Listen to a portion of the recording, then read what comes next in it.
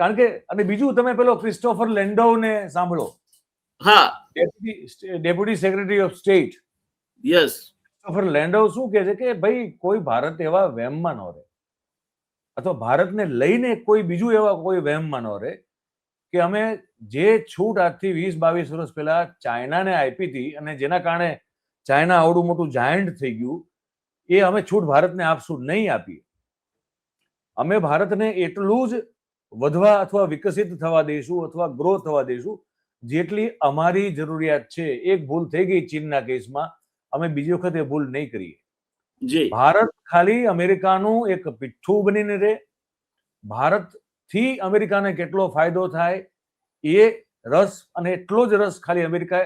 અને આ લોકોમાં એક વસ્તુ સારી છે, આ લોકો મોઢે કહે છે, આ લોકોમાં એટલું સારું છે, સ્પષ્ટ કહે છે કે ભાઈ અમે તમને આ જ સમજીએ છીએ અને અમે તમારો આ જ ઉપયોગ કરવાના છે. એટલે તમે કોઈ વહેમમાં ન રહેતા કે ભારત જે છે એને અમે ચીનની જેમ આટલું બધું ગ્રોથ લેવા દઈશું અથવા કરવા દઈશું કે જેથી એક આવડો મોટો પડકાર બનીને અમારી સામે જ ઊભું રહી જાય. ભારત અમારું ટૂલ છે, ભારત અમારું ઇન્સ્ટ્રુમેન્ટ છે, સાધન છે. ભારત એનાથી વધારે કંઈ જ નથી.